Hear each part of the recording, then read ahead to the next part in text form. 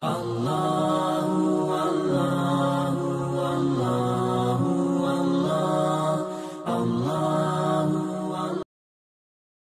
maghrib yang dimuliakan oleh Allah Subhanahu wa taala.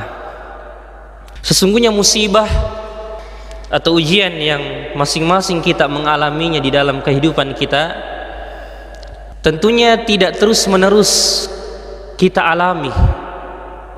Pasti ada waktunya kita akan diberikan jalan keluar oleh Allah Subhanahu wa taala. Setiap penderitaan, kesusahan, kegelisahan, ujung-ujungnya Allah Subhanahu wa taala akan memberikan jalan keluar dan solusi di setiap masalah kita. Bahkan kalau kita bertakwa dan bersabar kepada Allah Subhanahu wa taala, kadang jalan keluar yang Allah berikan kepada kita itu tidak disangka-sangka. Ya, tidak sampai pikiran kita ke situ bahwasanya jalan keluarnya ternyata seperti itu. Karena akal kita terbatas dan kemampuan kita lemah, kita adalah manusia yang lemah, tapi Allah Subhanahu wa taala wa huwal qahiru fawqa ibadih, dialah yang berkuasa dan mengatur semua urusan makhluknya. Jangankan kita manusia, semua yang ada di langit dan di bumi semua sudah diatur urusannya oleh Allah Subhanahu wa taala. Termasuk apa yang kita alami berupa ujian dan musibah, Allah yang menurunkan musibah dan ujian itu untuk menilai ya, dan melihat sampai di mana kesabaran, keimanan dan ketakwaan kita kepadanya dalam menghadapi musibah tersebut, dan siapa yang gagal ya menghadapi ujian itu ya, dan jauh dari Allah Subhanahu wa taala, wa na'udzubillah min dzalik.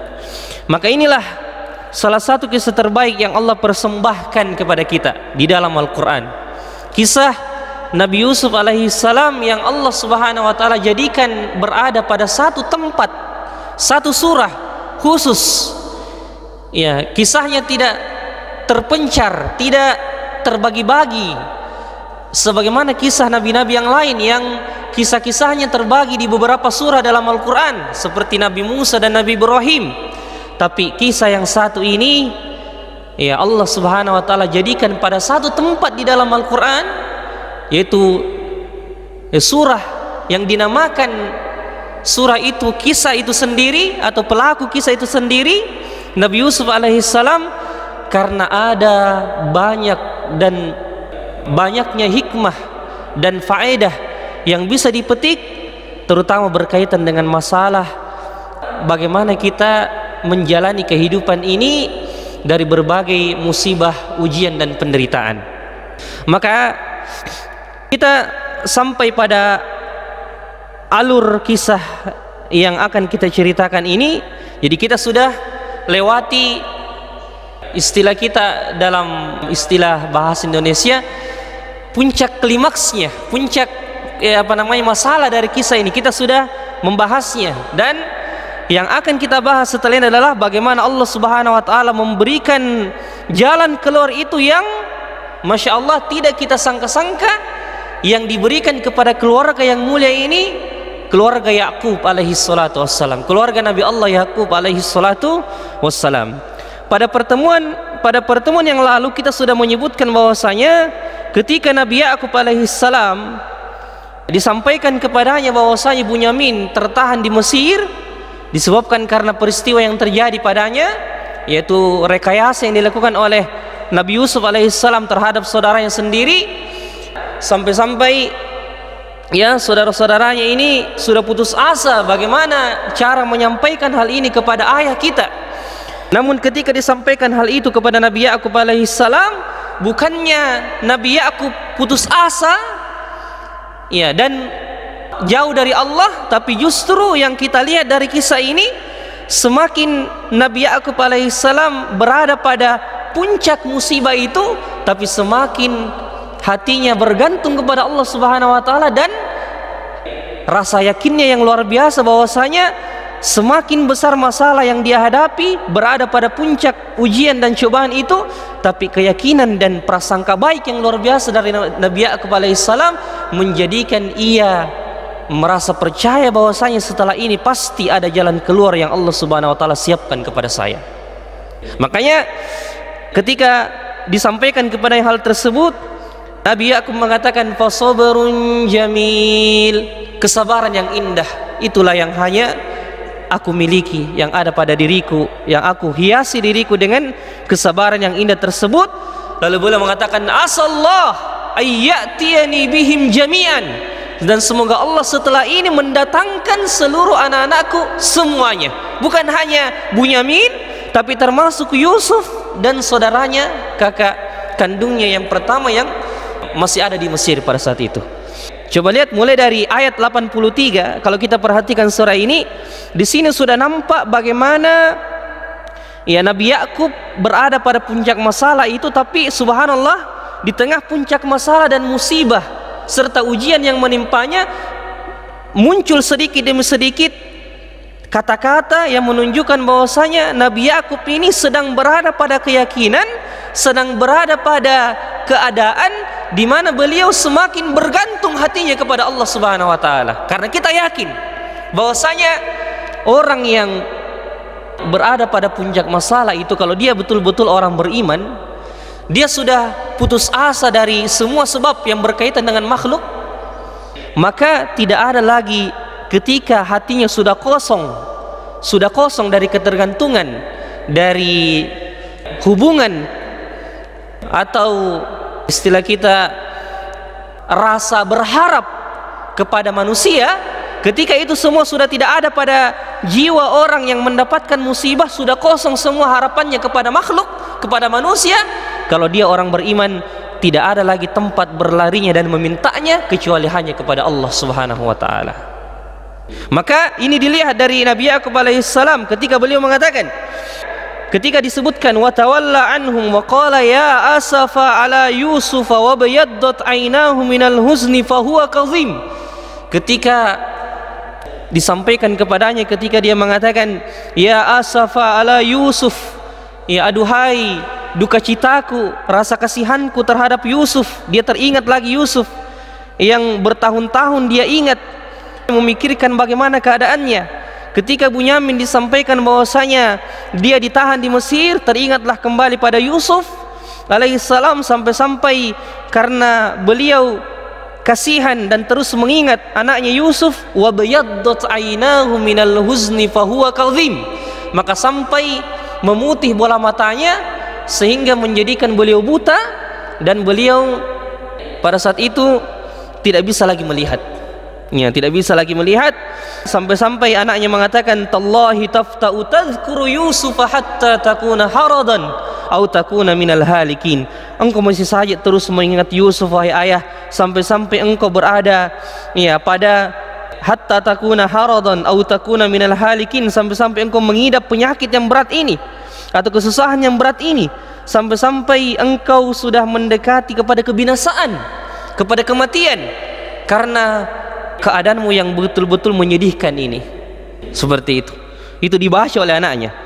Tapi subhanallah, ya ketika dikatakan seperti itu kepada Nabi Yakub alaihissalam, ya inilah kata-kata orang-orang yang senantiasa hatinya selalu percaya akan adanya Allah, selalu percaya bahwasanya Allah Subhanahu wa taala tempat satu-satunya mengeluh, tempat satu-satunya meminta, tempat satu-satunya berharap. Maka beliau mengatakan innama ashku bathi wa huzni ilallah, sesungguhnya kesedihanku, penderitaanku, kesusahanku hanya aku keluhkan dan hadapkan kepada Allah Subhanahu wa taala. Wa a'lamu minallahi ma la ta'lamun, dan Allah Subhanahu wa taala, dan aku mengetahui dari Allah apa yang tidak kalian ketahui. Maksudnya apa? Ya kita sudah sebutkan maksud dari kalimat ini, dan aku mengetahui dari Allah apa yang tidak kalian ketahui.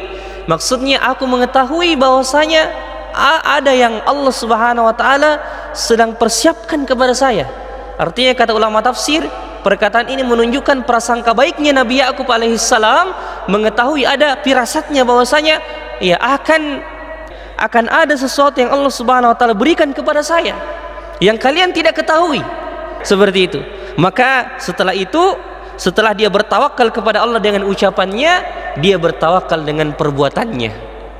Jadi tawakal itu tidak cukup dengan mengatakan saya bertawakal kepada Allah lalu cukup. Tidak seperti itu.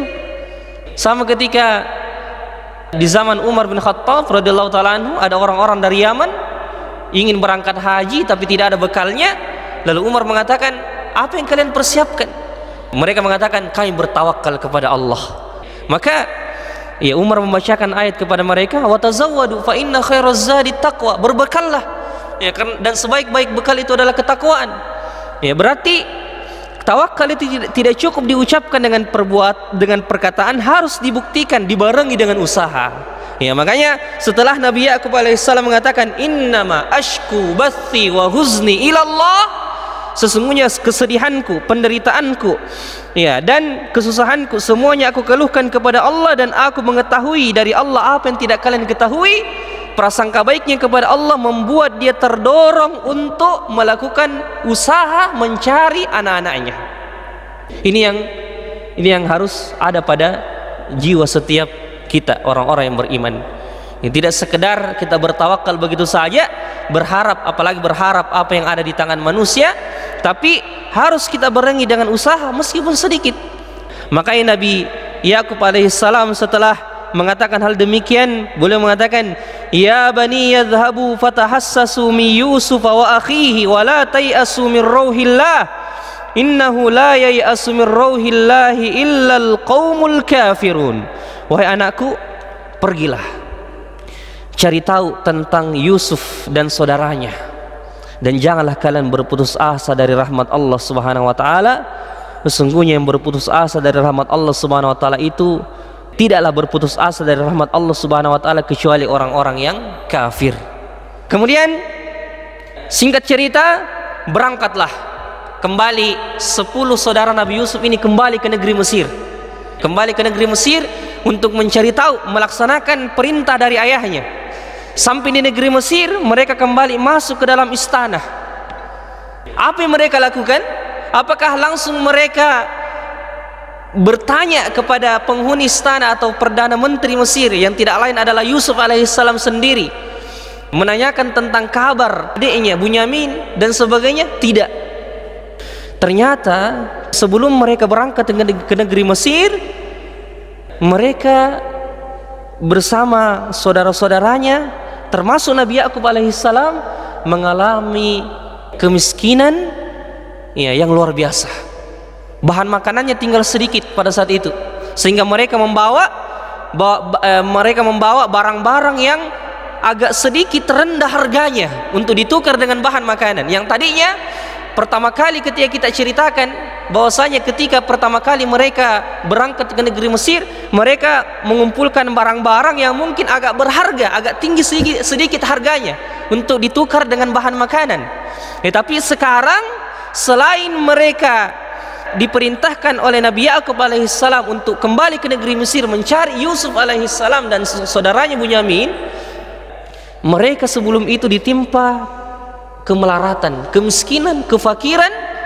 Subhanallah, kita bisa bayangkan bagaimana keadaan Nabi Ya'qub alaihissalam. Sudah buta pada saat itu, sudah tua renta, ditimpa lagi kemiskinan, ya, kefakiran, sampai-sampai mereka membawa barang-barang yang agak sedikit rendah harganya ke negeri Mesir untuk ditukar dengan bahan makanan.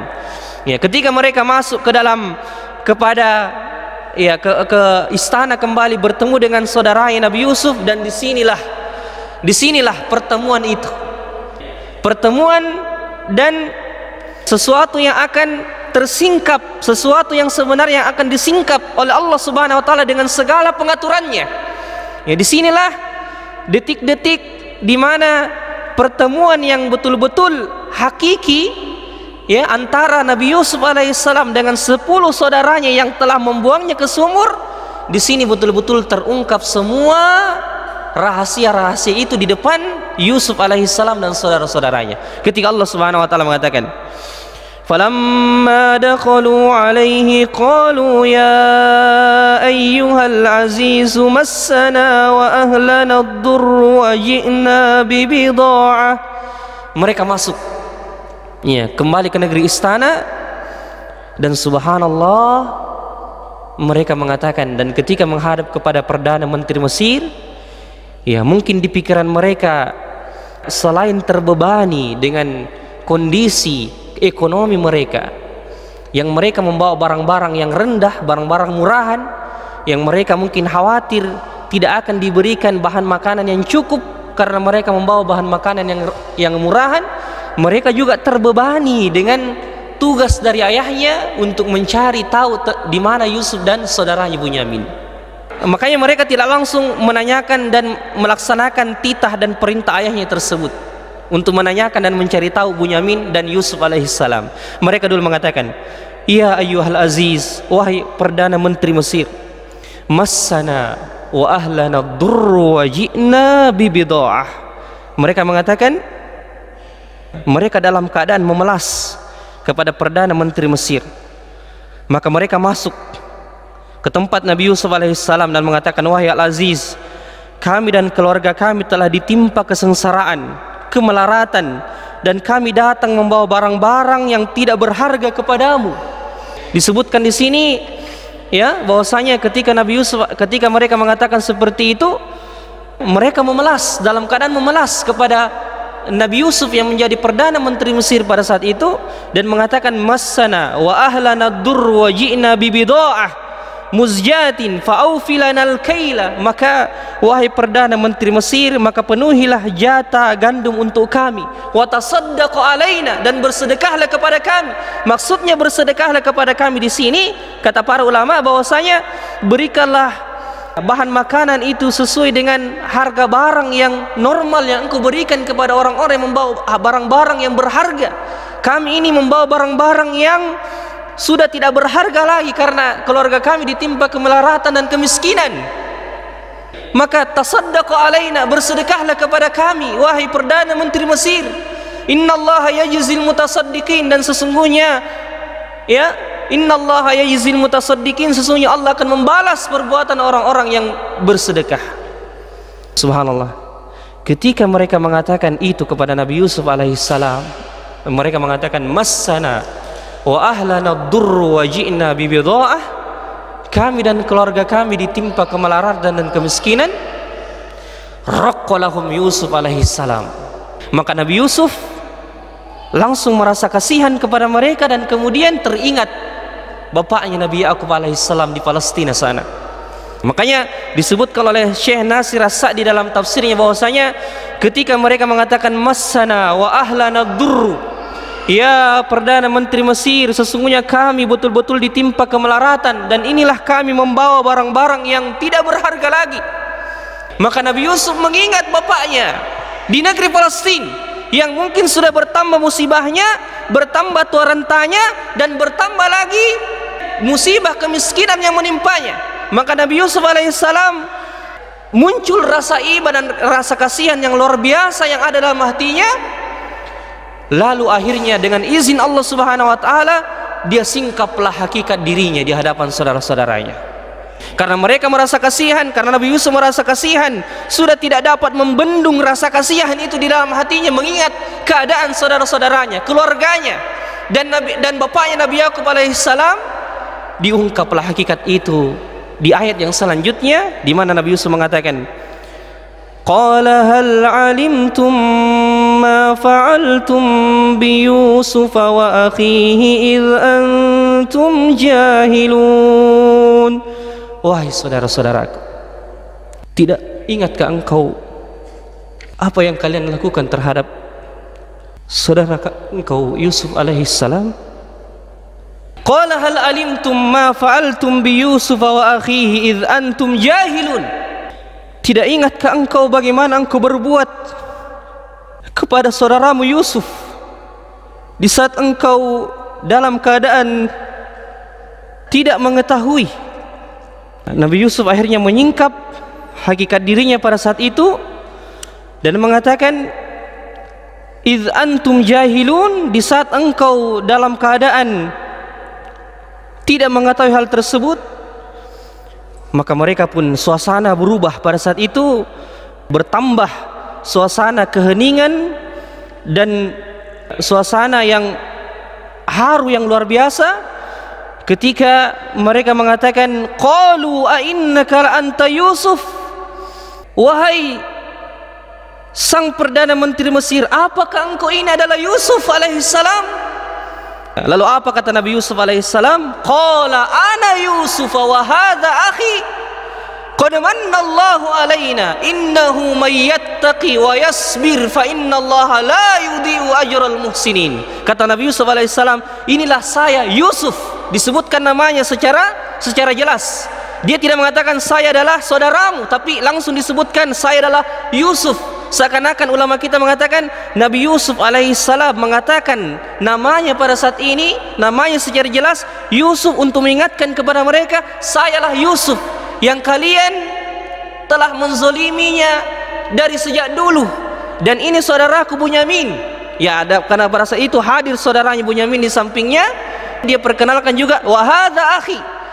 Ya, dan ulama kita mengatakan ketika Nabi Yusuf mengatakan hal tersebut, beliau seakan-akan mengatakan sayalah yang kalian telah zolimi dari berbagai macam kezoliman, dan Allah Subhanahu wa taala telah menyampaikan saya pada posisi yang mulia ini. Ana dzalikal ajizul ladzi qasadtum qatlahu, dan saya adalah orang yang lemah yang kalian maksudkan untuk membunuh pada saat kalian memasukkan saya ke dalam sumur. Tsumma sirtu kama taraun, dan engkau lihat sekarang saya adalah perdana menteri Mesir yang kalian lihat, dan ini semua Allah Subhanahu wa taala telah berikan kepada saya. Makanya untuk menghindari kesombongan, coba kita perhatikan, untuk menghindari kesombongan ketika dia memperkenalkan dirinya, Nabi Yusuf alaihissalam mengatakan qala ana Yusufu wa hadza akhi, dan ini saudaraku Bunyamin, qad mannallahu alaina, dan Allah Subhanahu wa taala telah memberikan karunia-Nya kepada kami.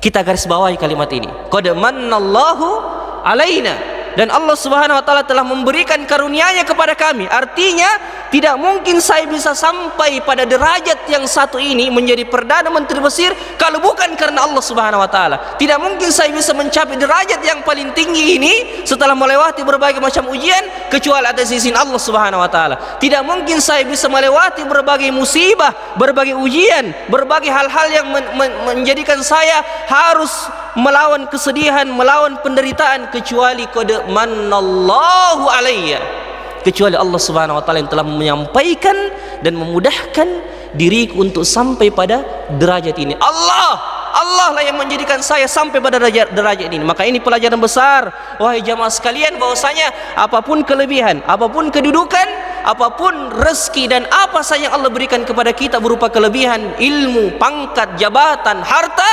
katakan qad mannallahu alaina, sesungguhnya Allah lah yang telah memberikan semua ini kepada kita semua, bukan atas usaha diri kita. Nabi Yusuf sekarang mengatakan, andaikan bukan karena Allah, saya mungkin sudah jatuh pada pintu ujian yang pertama. Andaikan bukan karena Allah, saya tidak akan selamat dari fitnah wanita. Andaikan bukan karena Allah, saya akan jatuh dalam penjara. Andaikan bukan karena Allah, saya tidak mungkin bisa bertahan pada setiap musibah-musibah yang aku lalui di dalam kehidupanku. Allahu Akbar. Dan ini khulasatul qissah, kesimpulan dari semua kisah Nabi Yusuf. Coba kita perhatikan ayat 90, kalimat setelah Nabi Yusuf mengatakan qad mannallahu alaina, datang setelah kalimat itu, kalimat Nabi Yusuf ini yang merupakan kesimpulan dari semua kisah Nabi Yusuf alaihissalam. Apa kata Nabi Yusuf?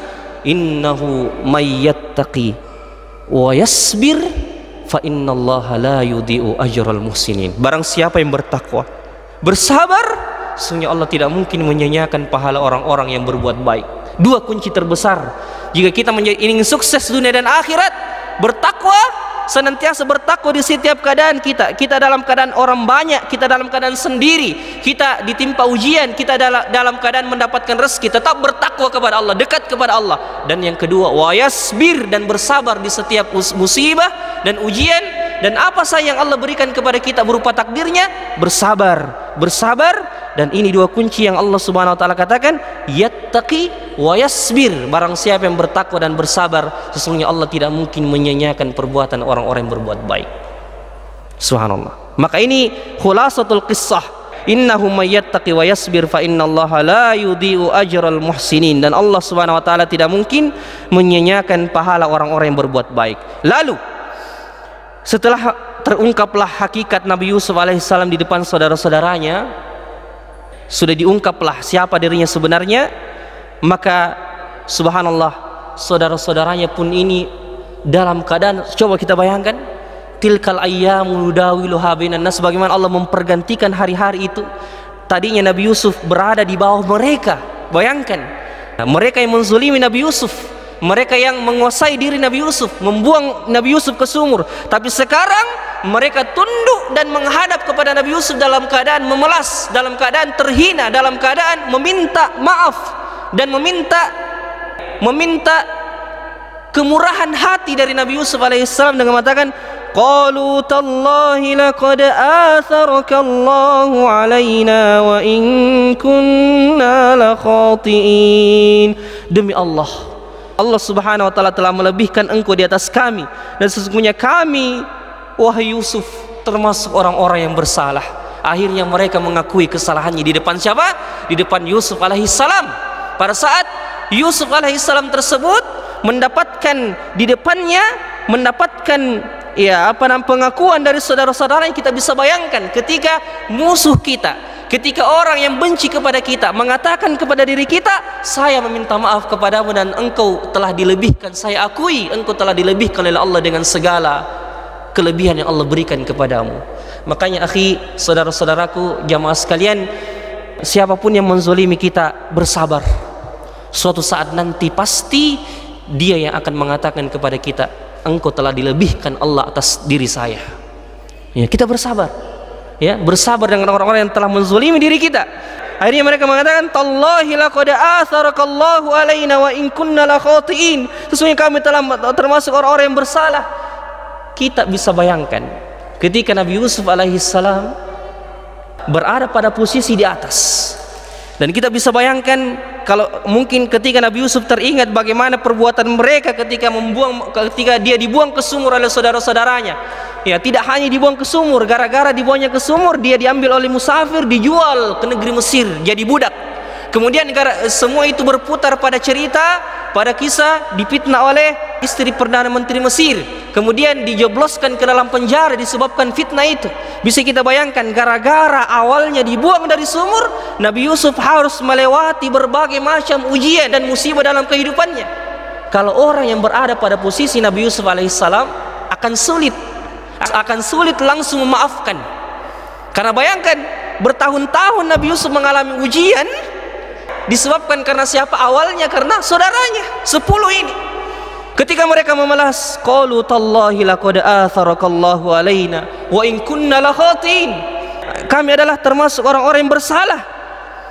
Tapi coba perhatikan lisan, jiwa orang-orang yang berjiwa besar, jawaban orang-orang yang berakhlak mulia, perkataan orang-orang yang sudah beriman kepada Allah Subhanahu wa taala dan yakin akan balasan Allah Subhanahu wa taala di setiap kehidupan ini. Beliau sama sekali tidak mengingat kesalahan itu dan mengatakan, qala la tathriba alaikumul yawma yaghfirullahu lakum wa huwa arhamur rahimin. Dan ini kata-kata, inilah yang dipersaksikan, inilah diambil oleh Nabi sallallahu alaihi wasallam ketika peristiwa Fathul Mekah. Ketika Nabi sallallahu alaihi wasallam membawa 10.000 pasukan masuk ke dalam kota Mekah, kemudian Nabi berhasil menguasai kota Mekah, dan semua orang-orang kafir yang pernah mengganggu Nabi 13 tahun yang lalu, ketika Nabi dihinakan beserta para sahabat-sahabatnya di kota Mekah, disiksa para sahabat, dibunuh, bahkan diejek, dihina 13 tahun ketika itu berada di kota Mekah, dan terusir pada akhirnya sampai beliau berpindah ke kota Madinah. Dan ketika beliau kembali berhasil memasuki dan menaklukkan kota Mekah di peristiwa yang sangat bersejarah itu, peristiwa Fathul Mekah, Nabi masuk membawa 10.000 pasukan dan masuk di dalam Ka'bah dan sholat 2 rakaat. Setelah sholat 2 rakaat, Nabi berdiri di depan pintu Ka'bah dan mengatakan, wahai orang-orang Quraisy, apakah sangkaan kalian apa yang akan aku perbuat kepada kalian pada hari ini? Maka orang-orang Quraisy pun memelas seperti halnya saudara-saudara Nabi Yusuf memelas kepada, meminta rasa belas kasihan kepada Nabi Yusuf alaihissalam. Orang-orang Quraisy mengatakan, engkau adalah orang yang mulia, anak daripada orang yang mulia, cucu daripada orang yang mulia, maka kami tidak menyangka, kami tidak berharap engkau memperlakukan kami pada hari ini kecuali kebaikan. Subhanallah. Maka apa kata Nabi sallallahu alaihi wasallam? Bayangkan di depan pintu Ka'bah, di depan pintu Ka'bah Nabi SAW mengambil perkataannya Nabi Yusuf alaihissalam ini terhadap saudara-saudaranya. Nabi mengatakan, la tathriba alaikumul yawma yaghfirullahu lakum wa huwa arhamur rahimin. Nabi mengatakan, ya, dan Nabi Yusuf juga mengatakan kepada saudara-saudaranya, pada hari ini tidak ada lagi cercaan, tidak ada lagi ejekan, tidak ada lagi hinaan baik kalian. Yaghfirullahu lakum, semoga Allah mengampuni dosa-dosa kalian. Wa huwa arhamur rahimin, dan Allah Maha Pengasih di antara semua yang Maha Pengasih dan Penyayang. Allahu Akbar. Inilah jiwa-jiwa orang yang besar, ikhwas sekalian. Jiwa-jiwa orang yang sudah terkait hatinya dengan negeri akhirat. Ia tidak lagi memikirkan bagaimana kesalahan-kesalahan manusia kepadanya, karena dia sedang bermuamalah dan berinteraksi dengan Allah Subhanahu wa taala. Makanya Allah mengatakan, wa jazaa'u sayyi'atin sayyi'atun mithluha. Balasan orang-orang yang berbuat buruk kepada kita, boleh kita balas dengan perbuatan buruk yang sama. Itu boleh dalam Islam. Ketika orang berbuat buruk kepada kita, boleh kita membalas dengan perbuatan buruk yang sama. Tapi apa lanjutan ayatnya? Allah mengatakan, faman afa wa aslaha fa ajruhu 'alallah. Tapi barang siapa yang memaafkan dan berlapang dada, maka sesungguhnya pahalanya di sisi Allah. Pahalanya di sisi Allah, tidak lagi ditentukan jumlahnya. Kata ulama kita, kalau ada pahala yang dimana Allah sendiri mengatakan sayalah yang akan membalasnya, atau Allah mengatakan pahalanya di sisi Allah, berarti pahala itu tidak ada lagi batasnya dan tidak bisa lagi dihitung banyaknya. Makanya Allah mengatakan, faman afa wa aslaha, tapi barang siapa yang memaafkan, bersabar dan berlapang dada, maka pahalanya di sisi Allah. Subhanallah. Maka ini dikatakan Nabi sallallahu alaihi wasallam. Maka Nabi mengatakan kepada orang-orang Quraisy, idhabu fa antumut tulaqa. Mulai pada hari ini pergilah wahai orang-orang Mekah, sesungguhnya kalian mulai saat ini bebas dan terserah berbuat apa saja di dalam kota Mekah ini. Kalian dalam keadaan aman. Dan begitu Nabi Yusuf alaihissalam mengatakan kepada saudara-saudaranya yang 10 ini, la tathriba alaikumul yaum. Perhatikan, Nabi Yusuf tidak langsung mengatakan saya sudah memaafkan kalian, tapi tidak ada cercaan, hinaan, ejekan baik kalian hari ini. Kenapa Nabi Yusuf memulai perkataannya dengan perkataan ini? Tidak ada lagi cercaan, tidak ada lagi hinaan, tidak ada lagi ejekan untuk kalian mulai pada hari ini. Semoga Allah mengampuni dosa-dosa kalian, untuk memasukkan rasa tenang di dalam hati saudara-saudaranya, dan untuk melapangkan hati saudara-saudaranya bahwasanya Nabi Yusuf betul-betul ikhlas sampai-sampai dia tidak ingat lagi kesalahan-kesalahan kita yang dulu. Subhanallah. Yaghfirullahu lakum wa huwa arhamur rahimin. Maka ikhwas sekalian yang dimuliakan oleh Allah Subhanahu wa taala, inilah jiwa orang-orang yang besar. Dan ini memang sulit, berat. Sebab kita menjadi susah, kadang kita sulit melupakan kesalahan itu orang. Tapi yakinlah, kalau kita bergantung kepada Allah Subhanahu wa taala, Allah Subhanahu wa taala akan memberikan kita lebih dari itu.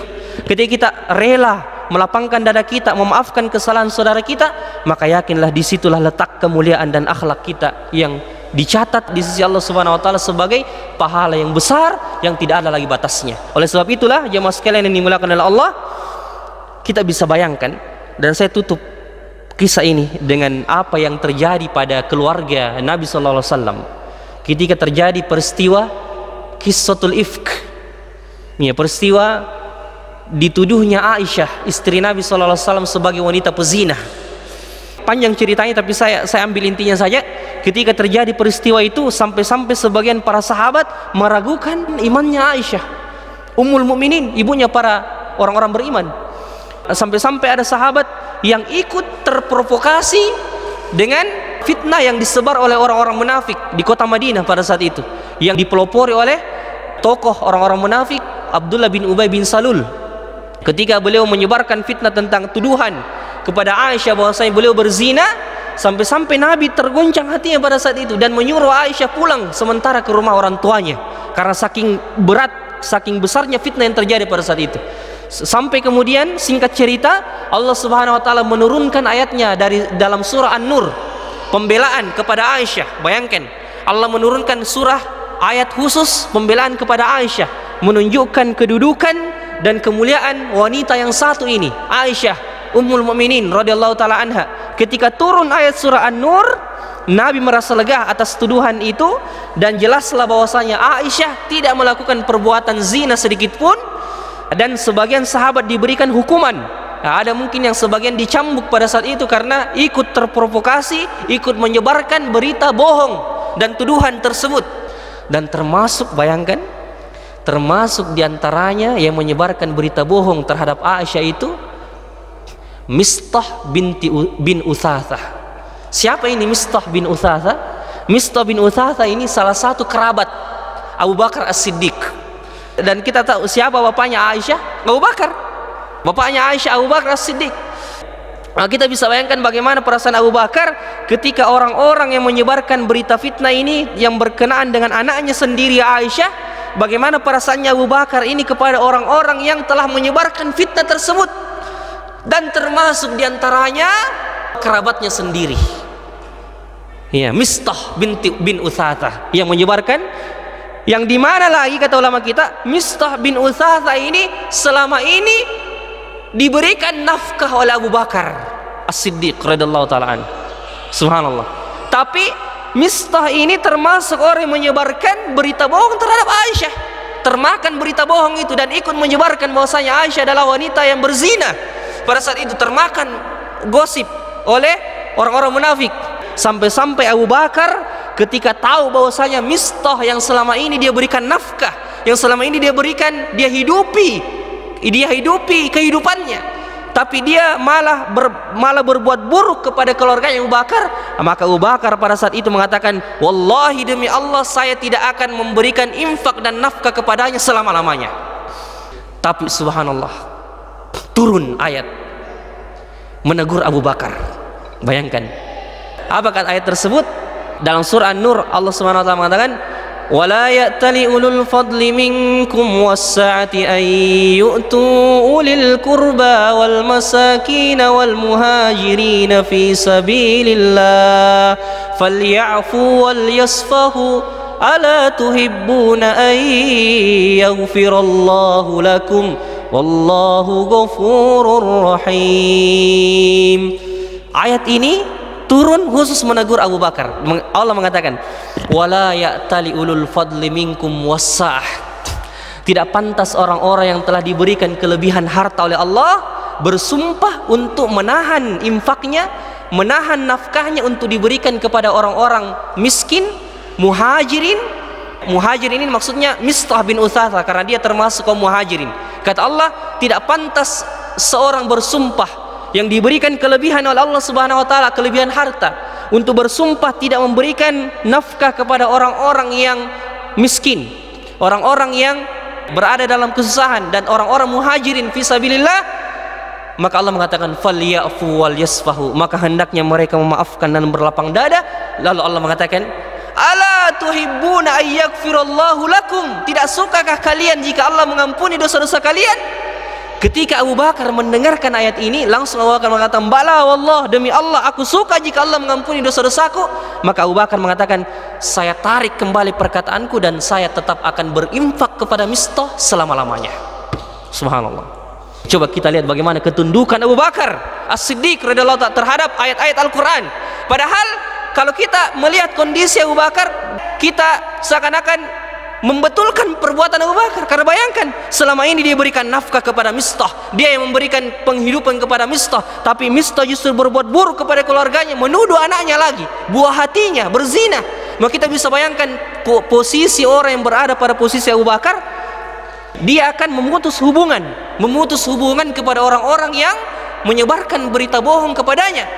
Apalagi yang menyebarkan berita bohong itu yang selama ini Abu Bakar nafkahi.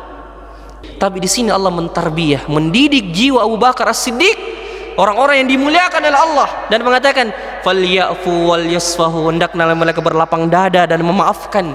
Tidak sukakah kalian jika Allah mengampuni dosa-dosa kalian?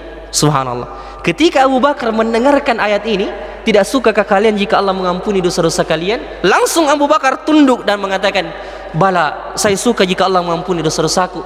Ya, saya akan kembalikan nafkah ini kepada Mistah. Maka inilah jiwa-jiwa orang yang besar, jamaah sekalian. Kita mungkin tidak berinteraksi dengan orang-orang yang berbuat salah kepada kita, sedikit jika kesalahannya, tapi kita besar-besarkan. Karena orang tersebut wa uhdiratil anfususyuh, Karena jiwa itu memang dibebani, jiwa itu memang berada pada fitrah di mana dia apa? Berada pada fitrah di mana dia selalu ingin membalas. Jiwa kita seperti itu, selalu mau membalas. Apalagi kalau orang berbuat buruk sama kita. Tapi di sinilah dilihat ujian. Di sini diuji keimanan kita, sampai di mana kesabaran kita dalam memaafkan dan berlapang dada terhadap saudara-saudara kita. Maka jamaah sekalian, sebagai penutup, karena waktu sudah masuk, saya katakan, kalau tidak ada pelajaran yang kita ambil pada kisah Nabi Yusuf alaihissalam kecuali 3, maka ini sudah cukup, sudah sangat cukup menjadi bekal. Kalau tidak ada kita ambil pelajaran dari kisah Nabi Yusuf kecuali 3, maka ini sudah cukup. Yang pertama, bertakwa kepada Allah SWT di setiap keadaan. Yang kedua, bersabar di setiap apa yang Allah berikan kepada kita. Dan yang ketiga, memaafkan selalu dan berlapang dada terhadap manusia-manusia di sekitar kita. Kalau ini saja 3 kita amalkan dari kisah Nabi Yusuf, kita ambil dari kisah Nabi Yusuf, saya katakan sudah sangat cukup. Sudah sangat cukup. Karena inilah inti-intinya kisahnya Nabi Yusuf, bertakwa, bersabar, dan memaafkan. Kalau ini sudah kita miliki, insya Allah Allah Subhanahu Wa Taala akan memuliakan kita dunia sebelum di akhirat, insya Allah. Jadi ini jamaah sekalian, insya Allah ini akan kita lanjutkan pada pertemuan yang akan datang. Mudah-mudahan Allah Subhanahu Wa Taala memberikan kita taufik dan kemudahan untuk menyelesaikan tafsir dari surah Yusuf yang mulia ini. Subhanakallahumma rabbana wa bihamdik, asyhadu an la ilaha illa anta, astaghfiruka wa atubu ilaik. Akhiru da'wana alhamdulillahirabbil alamin. Assalamualaikum warahmatullahi wabarakatuh.